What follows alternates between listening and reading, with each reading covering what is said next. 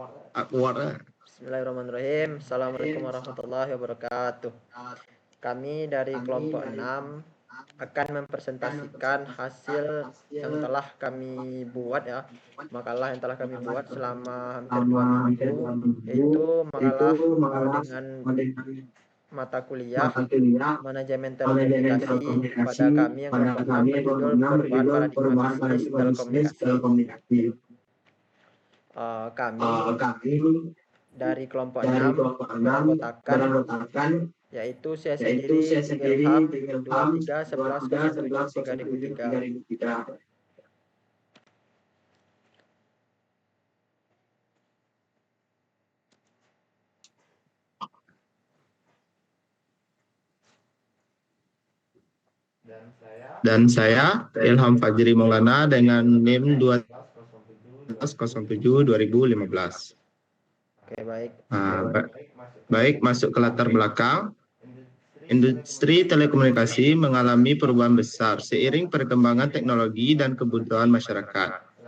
Layanan awalnya berfokus pada telepon suara dan SMS kini berkembang menjadi ekosistem digital yang lebih luas. Perubahan ini terlihat pada regulasi yang bergeser dari pengendalian menuju fasilitas kompetensi. Pasar yang semakin terbuka dan dipengaruhi oleh layanan OTT, serta layanan yang berevolusi menjadi broadband, multimedia, dan LOT. Didukung cloud dan AI, dan dari sisi pelayanan operator tidak lagi sekedar penyedia jaringan, tetapi juga penyedia ekosistem digital melalui model bisnis baru yang lebih inovatif. Masuk ke rumusan masalah. 1. Bagaimana perubahan regulasi telekomunikasi di era digital? Yang kedua, bagaimana dinamika pasar yang semakin kompetitif dan terbuka? Yang ketiga, bagaimana evolusi layanan telekomunikasi membentuk paradigma baru bisnis? Dan yang terakhir, bagaimana perkembangan teknologi dan model bisnis digital mengubah cara menjalankan bisnis telekomunikasi. Jadi masuk ke tujuan, menjelaskan perubahan regulasi telekomunikasi dari sistem monopoli menuju deregulasi dan liberalisasi.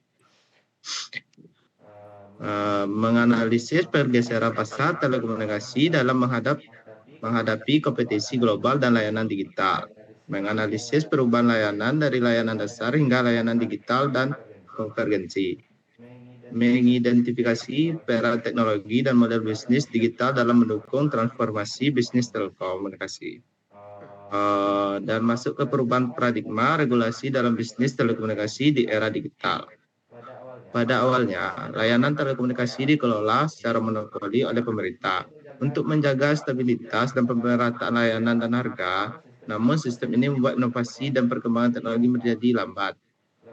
Lalu pada saat memasuki era digital, regulasi mulai berubah dari aturan yang bersifat mengendalikan menjadi aturan yang mendukung persaingan dan mendorong inovasi di industri telekomunikasi.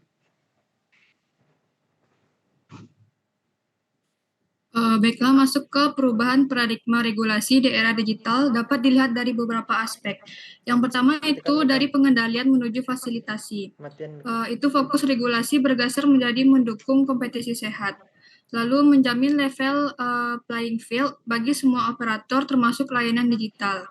Maksud dari level playing field di atas adalah kondisi di mana semua pihak memiliki kesempatan yang sama untuk bersaing tanpa adanya yang diuntungkan atau dirugikan oleh aturan.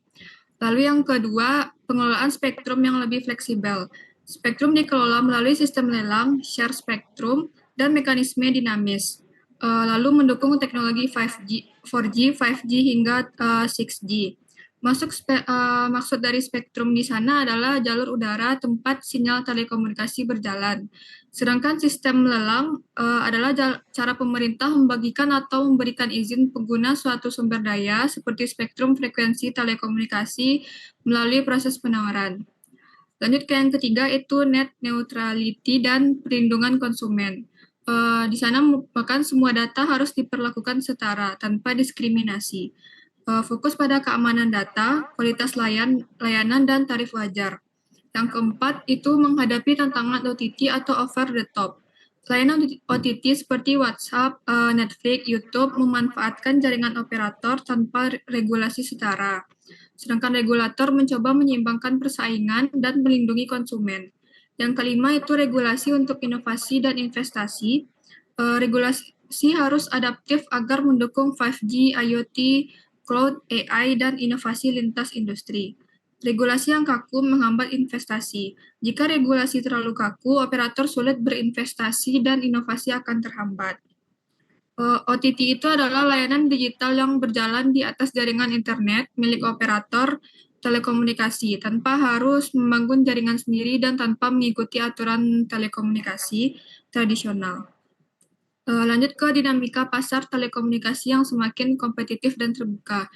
Pasar telekomunikasi kini telah berubah dari sistem monopoli menjadi pasar yang lebih kompetitif dan terbuka bagi banyak operator. Perkembangan teknologi digital juga memperluas persaingan karena munculnya berbagai layanan baru berbasis internet. Perubahan ini tidak hanya mempengaruhi strategi bisnis para operator, tetapi juga mengubah perilaku konsumsi masyarakat serta mendorong penyesuaian kebijakan oleh pemerintah.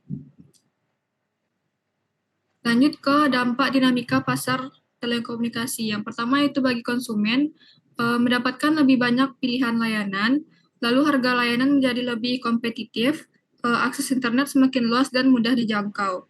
Lalu yang kedua, dampaknya bagi operator itu harus beradaptasi dengan model bisnis baru karena layanan tradisional menurun. Dituntut untuk terus berinovasi dalam layanan digital dan meningkatkan investasi pada jaringan dan teknologi baru. Yang ketiga, dampaknya bagi regulator itu menjaga persaingan tetap sehat dan adil di pasar telekomunikasi. Lalu mengatur pasar agar tidak terjadi dominasi yang merugikan konsumen dan menyeimbangkan kepentingan operator, masyarakat, dan perkembangan teknologi.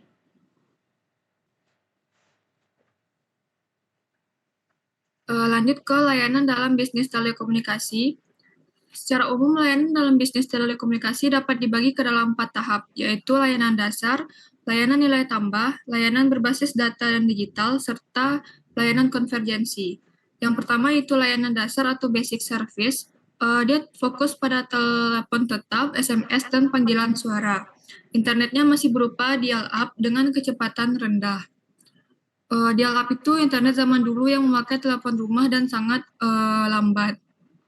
Yang lanjut yang kedua itu layanan nilai tambah atau FAST muncul dengan meningkatnya penggunaan ponsel. Contoh layanan RBT, MMS, mobile banking berbasis SMS, dan menjadi sumber pendapatan penting, tetapi menurun karena tergantikan aplikasi digital modern. RBT itu adalah lagu atau nada yang didengar oleh orang yang menelpon kita. Lanjut ke ketiga yaitu layanan berbasis data dan digital. Itu OTT seperti WhatsApp, Netflix, dan Spotify mengubah pola konsumsi dan menekan pendapatan suara atau SMS. Teknologi baru seperti cloud computing, IoT, dan big data membuka peluang bisnis baru dalam ekosistem digital. Dan yang keempat yaitu layanan konvergensi. Operator menggabungkan berbagai layanan dalam satu paket, yaitu triple play dan quad play.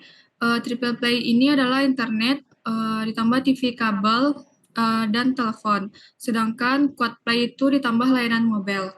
Dia tuh bertujuan meningkatkan loyalitas pelanggan dan mengurangi ketergantungan pada layanan tradisional. Oke, baik.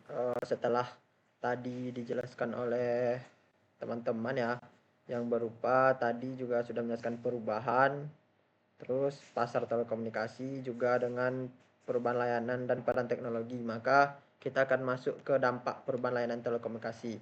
Pertama, dampak bagi operator. Tidak bisa lagi mengandalkan pendapatan dari SMS dan telepon, yang sama-sama kita ketahui bahwa mungkin 10 tahun kebelakangan kita untuk berhubungan dengan orang yang jauh kita mengandalkan telepon atau SMS, tidak menggunakan WA seperti sekarang gitu. Kedua, perlu investasi besar untuk layanan digital dan infrastruktur broadband, cloud, dan 5G. Yang dimana mungkin jaringan 5G sekarang di Indonesia sedang diupayakan untuk melaksanakan perkembangannya. Maka bagi operator diperlukan investasi lebih gitu untuk jaringan 5G ini. Lanjutkan dengan dampak strategis terhadap bisnis. Layanan digital menciptakan sumber pendapatan baru berbasis data dan aplikasi. Konvergensi memperkuat hubungan jangka panjang dengan pelanggan. Operator berperan sebagai pengelola ekosistem digital, bukan hanya penyedia jaringan. Next, Am. Kita masuk ke perkembangan teknologi dan model bisnis digital. Pertama ya, era 1G, suara analog dan monopoli. Pertama, teknologi masih analog dan hanya mendukung panggilan suara. Model bisnis sederhana, pendapatan dari tarif telepon per menit. Kebanyakan negara masih memonopoli layanan telekomunikasi sehingga inovasi terbatas. Setelah era 1G, kita masuk ke era 2G, digitalisasi dan layanan nilai tambah. Sistem komunikasi berubah menjadi digital, muncul layanan SMS dan MMS sebagai nilai tambah. Terus dilanjutkan dengan operator mulai mendapatkan pendapatan dari layanan selain panggilan. Setelah era 2G, kita memasuki era 3G, yaitu internet bergerak dan multimedia. Internet seluler mulai digunakan secara luas, mendukung video call dan berbagai aplikasi multimedia. Operator mulai beralih dari bisnis berbasis suara ke bisnis berbasis data. Setelah era 3G dilanjutkan lagi dengan era 4G, dominasi data dan tantangan OTT. Era 4G ini yaitu internet semakin cepat dan stabil, masyarakat mulai terbiasa streaming, media sosial dan aplikasi cloud. OTT seperti WhatsApp dan Netflix mengurangi pendapatan SMS atau telepon operator. Next. Dilanjutkan dengan era 5G, ekosistem digital lintas industri. 5G mendukung kecepatan tinggi, latensi rendah, dan konektivitas massal. Mendorong teknologi IoT, smart city, kendaraan otonom, telemedicine, dan industri 4.0. Operator masuk ke berbagai sektor melalui konsep platform digital dan network slicing. Dilanjutkan dengan era yang terakhir yaitu era 6G, penyedia pengalaman digital. Diperkirakan hadir sekitar 2030-an mendatang, mendukung layanan masa depan seperti hologram, XR, digital twin, dan integrasi satelit. Operator akan berubah menjadi penyedia pengalaman digital yang terintegrasi penuh. Mungkin itulah yang dapat kami sampaikan, dapat kami paparkan dari kelompok 6. Mungkin apabila ada kesalahan kami mohon maaf. Kami akhiri dengan Assalamualaikum warahmatullahi wabarakatuh.